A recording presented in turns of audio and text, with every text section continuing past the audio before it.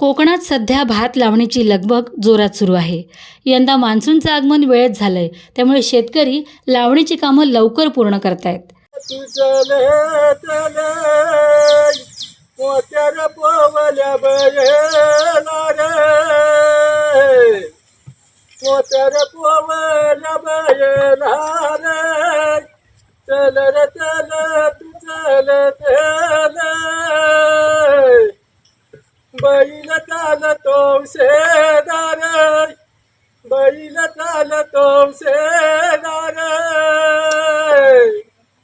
Times डिजिटलची team पोहोचले संगमेश्वर तालुक्यातील साखरपा गावातील कोंडगाव जोशीवाडी येथे. या गावात सुद्धा भात लावणीची कामं अगदी जोरात सुरू आहेत. चिखल मातीत उडवत एका लईत एका ओळीत भराभर भाताची रोपं मातीच्या कुशीत लावायचं काम तसं साधं आणि सोपं नाहीच. रोपाला किती पाणी लागेल, किती चिखल आवश्यक आहे तेवढाच मळीत ठेवायचा, पावसाचं पाणी बांध घालून अडवायचं, शेतमळीत ते वळवायचं, ही सारी कामं फार कौशल्याची आणि जिकिरीची. एवढं कष्टाचं काम करताना थोडी उसंत तर हवीच. मग शेतातच रंगते छोटीशी चहाची पार्टी. गरमागरम चहा पिऊन काम करायला पुन्हा एकदा तरतरी येते. पावसापासून बचाव करण्यासाठी अंगावर घेतात ती इरली आता जरा कमीच दिसतात. त्याच्याऐवजी प्लॅस्टिकचा कागद किंवा हलका फुलका रेनकोट शेतात राबणाऱ्यांना सोयीचा वाटतोय. लावणीचं हे कष्टाचं काम थोडं हलकं व्हावं म्हणून शेतातल्या आयाबाया आणि मुली लोकगीताचा आधार घेतात. एका सुरात ही भलेरी गाताना सुद्धा दिसत आहेत.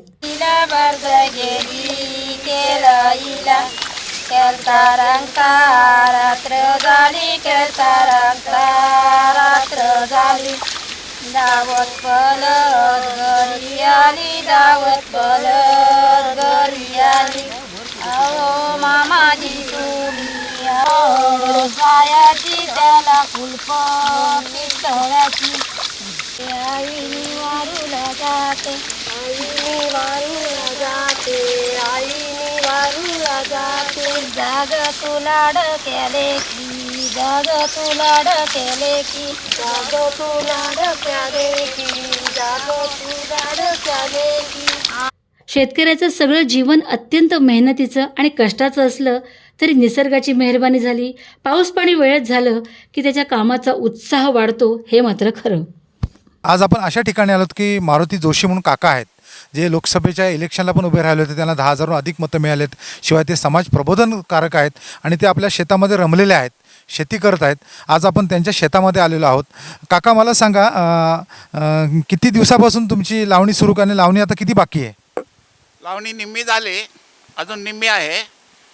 पण आता जे शेतकरीमध्ये सांगायचं जर म्हणालो तर आता नवीन समाज आहे, या नवीन पिढी यांनी शेती सोडून दिली आणि मुंबईकडे वळले.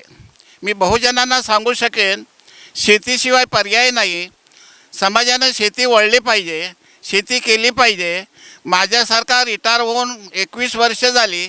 मी पोलीस खात्यात काम केलं तरीसुद्धा मी माझ्या मुलालासुद्धा शेतीकडे वळवलं आणि मला कळवून चुकलेलं आहे, ह्या शेतीशिवाय समाजाला पर्याय नाही. किती जरी मुंबई शहरामध्ये आपण लोकांचं भांडी धुंडी धुतली तरी शेवटी तो माणूस कोकणातच यावं लागतं.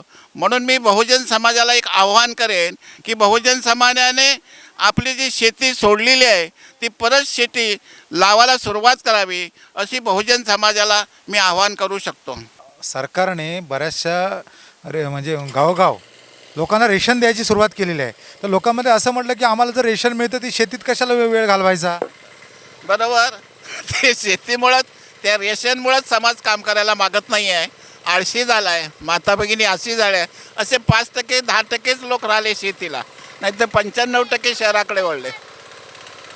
मग अशाने आपल्या कोकणातली काही दिवसात घरं बंद पडतील. म्हणजे 50% कोकणातली घरं बंद आहेत. गावांची जावं गेलो, इकडं खडीकोळ बामणुली या भागामध्ये गेलं तर 50% घरं बंद आहेत आता सगळे. कोकणातल्या माणसाला शेती करणं परवडत नाही, कारण कोकणातल्या माणसाचं असं म्हणणं आहे की खर्चापेक्षा उत्पन्न कमी मिळतं आहे.